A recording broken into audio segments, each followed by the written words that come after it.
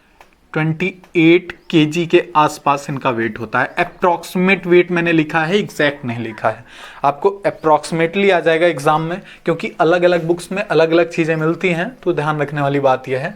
Sorry, ये गलत लिख दिया मैंने। मास ऑफ इलेक्ट्रॉन नहीं, मास ऑफ न्यूट्रॉन जो होता है वो मास ऑफ प्रोटॉन के बराबर होता है।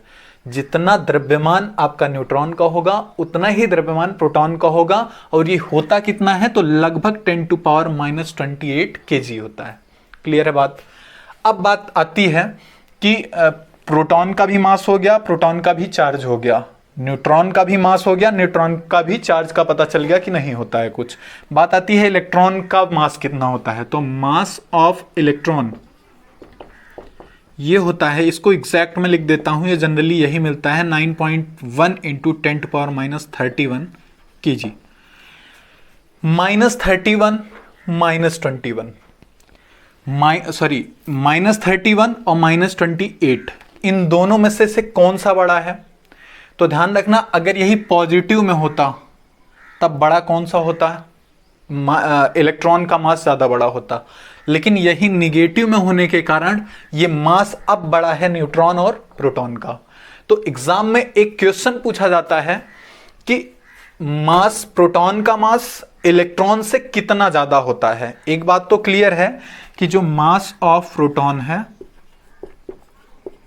इज ग्रेटर देन, बड़ा होता है हमेशा मास ऑफ इलेक्ट्रॉन से, ये बात तो क्लियर है। लेकिन एग्जाम में पूछा जाता है कितना बड़ा होता है, तो आप इसके लिए आप क्या कर सकते हो, इन दोनों का कंपेयर कर सकते हो। कंपैरिजन करना मींस डिवीजन करना होता है, और एग्जैक्ट वैल्यू जो निकल के आती है वो निकल के आती है लगभग 1837 गुना।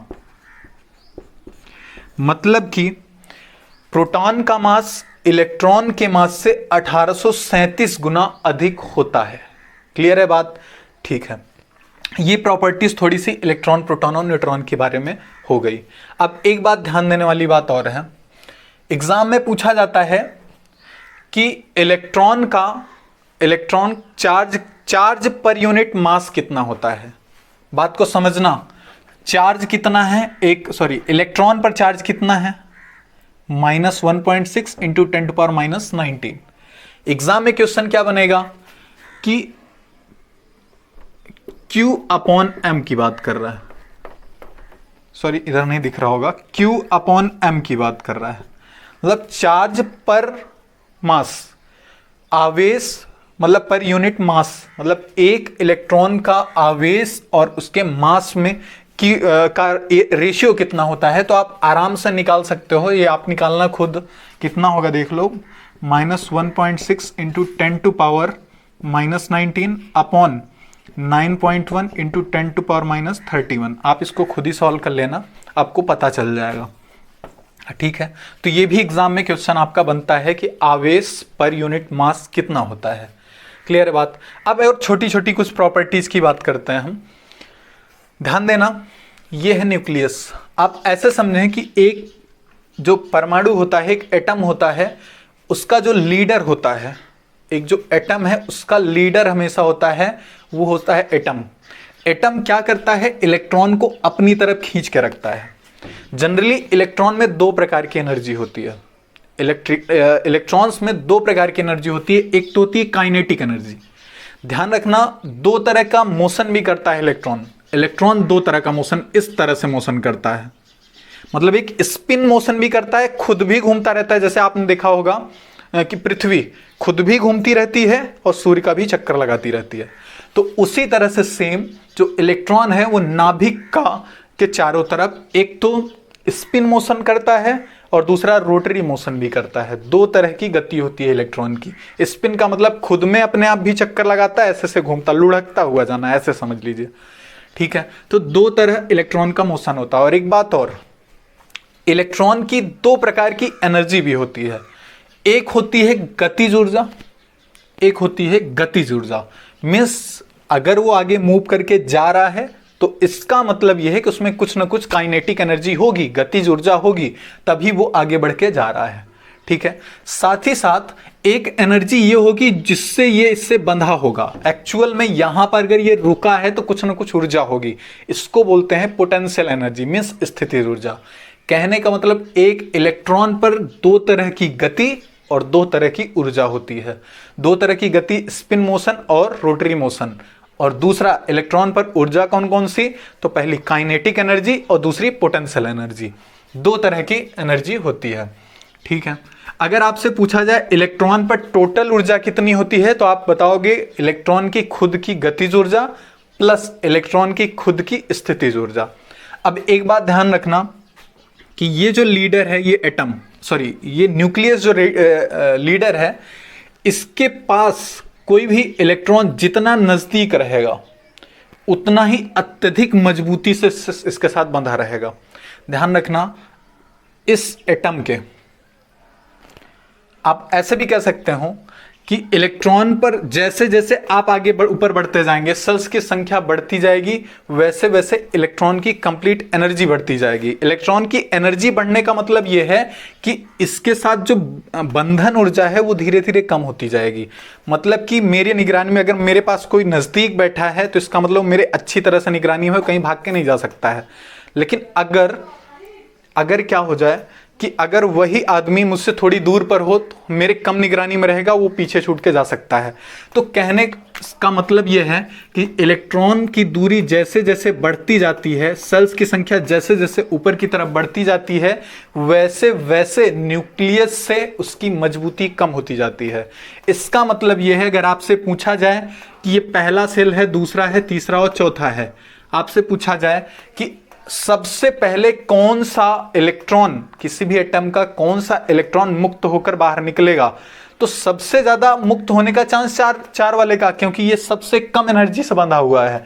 तो इस वजह से लास्ट सेल का जो इलेक्ट्रॉन होगा वो हमेशा जल्दी से मुक्त होकर के बाहर जा सकता है। अब एक बात और, किसी भी एटम का, किसी परमाणु का जब स्ट्रक्चर तैयार करते हैं, स्ट्रक्चर तैयार करने के बाद हमें पता है कि उसके अंतिम सेल में इलेक्ट्रॉन की संख्या जो रहती है वो अधिकतम 8 हो सकती है। तो वही सेल, वही कक्षक जिसमें अधिकतम सेल में इलेक्ट्रॉन की संख्या 8 हो सकती है, उसी सेल का नाम बोला जाता है वैलेंस सेल, या दूसरा नाम बोला जाता है वैलेंस बैंड या संयोजी बंध। तो ध्यान रखना, इस लास्ट वाले सेल को हम क्या बोलते हैं, संयोजी बैंड। संयोजी band, valence band, valence band, ठीक है। कहने का मतलब, अब आप ध्यान रखने वाली बात यह है कि न्यूक्लियस से जो अंतिम कोष का इलेक्ट्रॉन है, अंतिम कोष जो है उसी को हम संयोजी वैलेंस बैंड बोले। उसमें जो इलेक्ट्रॉन उपस्थित हैं, क्या उनको वैलेंस बैंड के इलेक्ट्रॉन बोलेंगे? बिल्कुल बोलेंगे। लेकिन एक बात ध्यान रखना, वैलेंस बैंड के इलेक्ट्रॉन तब बोलेंगे जब वो इसके साथ बंधे रहेंगे, मतलब यहां रहेंगे लेकिन मुक्त होकर के नहीं जाएंगे कहीं, लेकिन इतने कम वीकनेस से बंधे हुए हैं, इतनी कम एनर्जी इसके साथ मिल पा रही है कि ये ज्यादातर इलेक्ट्रॉन इसको क्रॉस करके बाहर निकल जाते हैं, मतलब अपने एटम को पार करके बाहर निकल जाते हैं ज्यादातर इलेक्ट्रॉन। ध्यान रखना, लास्ट सेल में जो इलेक्ट्रॉन बचे हुए हैं या बचे रहते हैं उनको वैलेंस बैंड के इलेक्ट्रॉन बोलते हैं। लेकिन जो बचे रहते हैं यहाँ रुके हुए होते हैं। ज्यादातर इलेक्ट्रॉन होता क्या है कि जो लास्ट सेल वाले इलेक्ट्रॉन है, इनकी एनर्जी इतनी कम हो चुकी रहती है इससे, वैसे तो इनकी ऊर्जा मुक्त होने वाली बहुत ज्यादा हो रहती है, इनकी ऊर्जा खुद की बहुत ज्यादा रहती है, ये कूद करके बाहर निकल जाते हैं, लेकिन इनसे जो बाइंडिंग एनर्जी, बंधन ऊर्जा होती है, ये काफी कम होती है। इस वजह से ये इस सेल को क्रॉस करके बाहर निकल जाते हैं। तो जितने इलेक्ट्रॉन इस वैलेंस बैंड को क्रॉस करके बाहर निकल गए हैं, उन्हीं इलेक्ट्रॉन को बोलते हैं फ्री इलेक्ट्रॉन्स, मुक्त इलेक्ट्रॉन्स। मतलब जो सेल को क्रॉस करके बाहर निकल गए हैं, इन इलेक्ट्रॉन को बोलते हैं फ्री इलेक्ट्रॉन्स। और हमेशा जो करंट का फ्लो होता है, ना तो इस सेल के इलेक्ट्रॉन के कारण होता है, ना इसके कारण, ना ही वैलेंस बैंड के इलेक्ट्रॉन के कारण। जो करंट हमारी फ्लो होती है वो हमेशा इसके कारण होती है। एक बात और इंपॉर्टेंट बात है कि फ्री इलेक्ट्रॉन इस तरह के होते हैं जो फ्री इलेक्ट्रॉन होते हैं, जो मुक्त इलेक्ट्रॉन इस तरह के होते हैं कि जब वो मुक्त हो जाते हैं तो उनको यहां तक का पता नहीं होता कि मैं आया किस एटम से हूं, क्योंकि कोई भी पदार्थ है तो उसका निर्माण बहुत सारे एटम से मिलकर होता है। तो इस एटम से अगर कोई इलेक्ट्रॉन मुक्त हो गया और ये भटक रहा है तो उसको कोई आइडिया नहीं है कि मुझे वापस लौट के इस वाले ही एटम में जाना है, वो कहीं भी जा सकते हैं। कहने का मतलब वो फ्री हैं, बिल्कुल फ्री हैं, स्वतंत्र हैं, उनका कोई क्लियर लोकेशन नहीं है। तो ध्यान रखना, करंट फ्लो हमेशा किसके कारण होता है? फ्री इलेक्ट्रॉन्स के कारण। इसको नोट कर लें, उसके बाद फिर आगे मिटाता हूं। मेहनत लगी थी बहुत।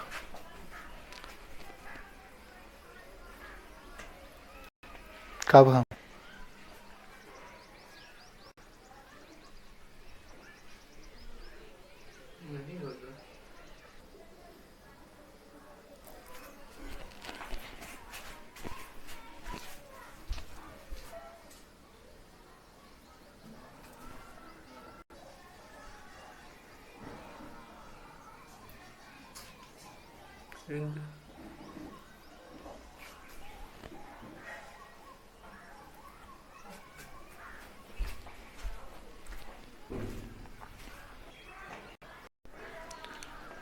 अब हम बात करते हैं किसी भी मटेरियल्स होकर इलेक्ट्रॉन फ्लो किस तरह से होता है। इलेक्ट्रॉन फ्लो और करंट फ्लो क्या है, इस फंडे को हम थोड़ा सा समझते हैं।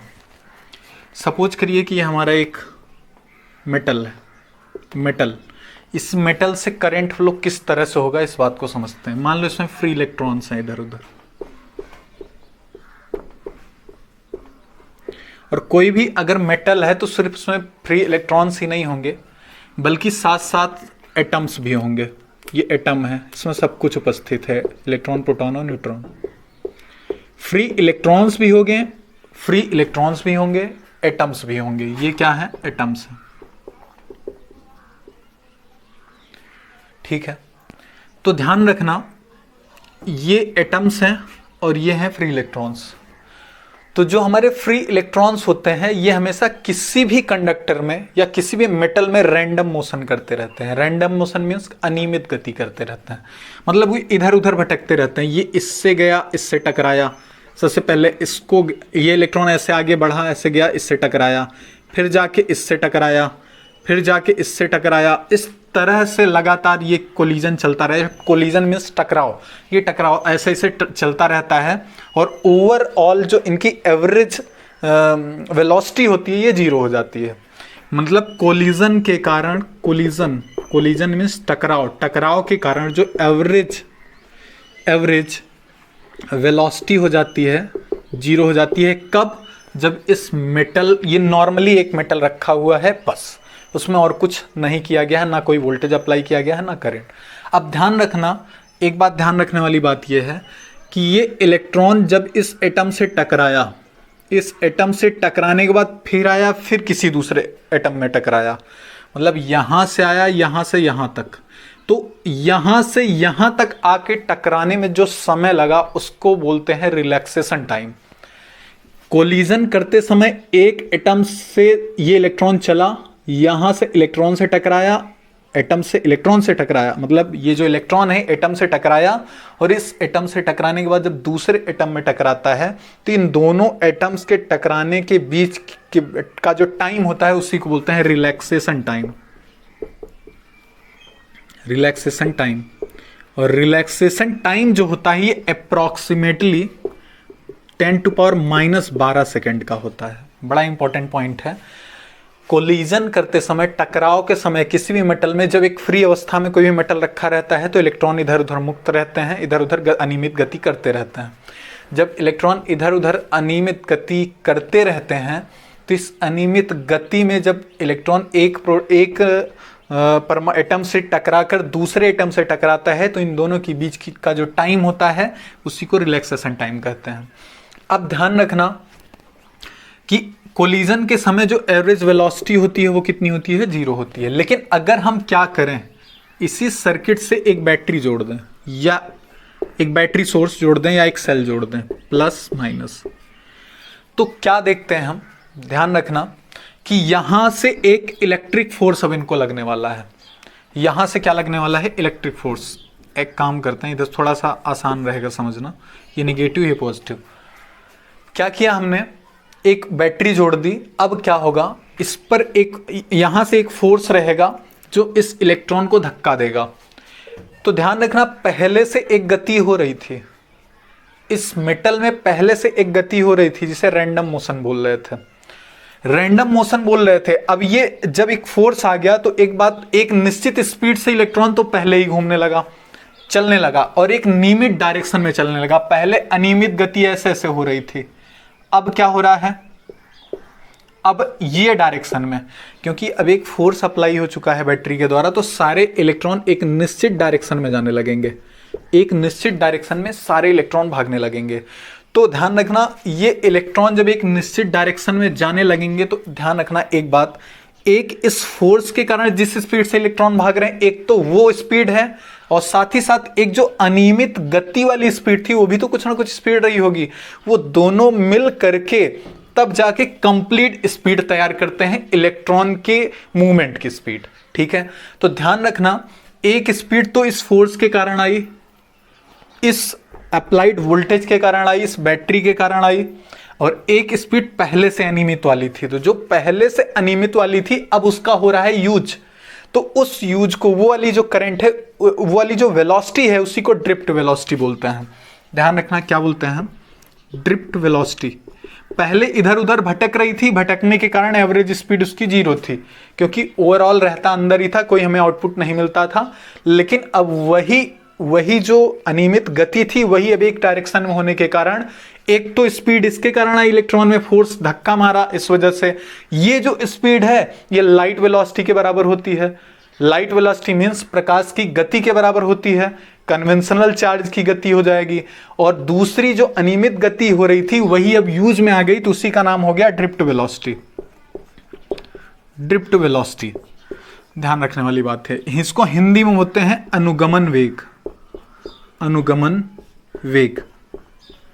और इसकी वैल्यू होती है लगभग 10 to power approximately 10 to power -5 metre पर सेकेंड। ये किसकी बात हो रही है, जो अनियमित गति हो रही थी अब वो नियमित तौर पर होने लगी, एक निश्चित डायरेक्शन में होने लगी। किसके कारण, इस फोर्स के कारण, इस वजह से इसका नाम अब ड्रिफ्ट वेलोसिटी पड़ गया। और ध्यान रखना, चार्ज वेलोसिटी अगर आपसे पूछा जाए कितनी होती है, आवेश वेलोसिटी, आवेशी वेग कितना होता है, तो लाइट वेलोसिटी मींस प्रकाश के वेग के बराबर होता है।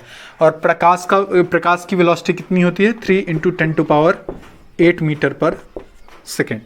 तो आपसे अगर पूछा जाए करंट किस स्पीड से चलती है, तो आप ये वाली वेलोसिटी नहीं बताएंगे, क्योंकि इसकी तुलना में ये वेलोसिटी बहुत कम है। आप जनरली कौन सी वेलोसिटी बताते हैं, लाइट वेलोसिटी के स्पीड से चलता है। लाइट वेलोसिटी, करंट की जो स्पीड होती है वो किसकी वेलोसिटी के बराबर होती है, लाइट वेलोसिटी के बराबर।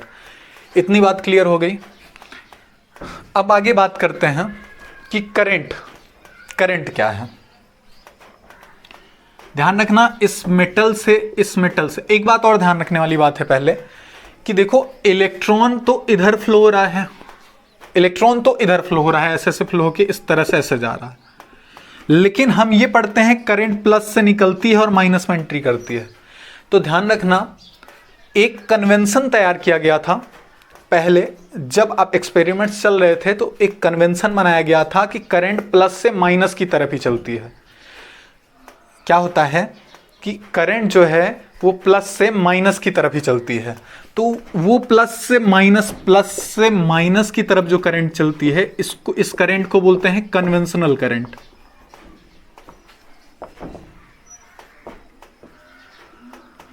और रियल करंट एक्चुअल में क्या होता है, माइनस से प्लस की तरफ चलती है। इसको बोलते हैं नॉर्मल करंट, नॉर्मल करंट।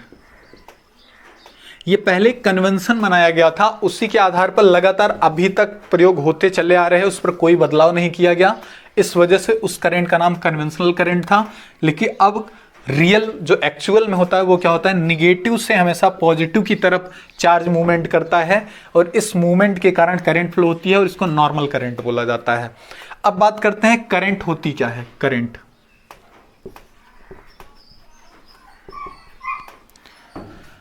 किसी भी मेटल से होकर पर यूनिट समय में मतलब 1 सेकंड में जितने इलेक्ट्रॉन पास करके जाएंगे किसी भी मेटल में, पर यूनिट टाइम में जितने चार्ज आवेश पास करके जाएंगे उन्हीं को बोलते हैं करंट। इसका मतलब करंट को I से डिनोट करते हैं, ध्यान रखना है। और इसका जो फॉर्मूला होता है Q/T, मतलब एकांक समय में जितने आवेश किसी भी मेटल से पास करके जाए उसी को करंट बोलते हैं।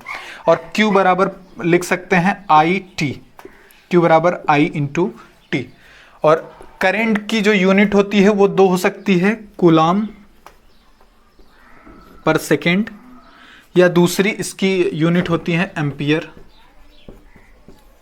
इसकी दूसरी यूनिट एम्पियर भी होती है। अब ध्यान रखना ये Q क्या होता है, Q होता है आवेश।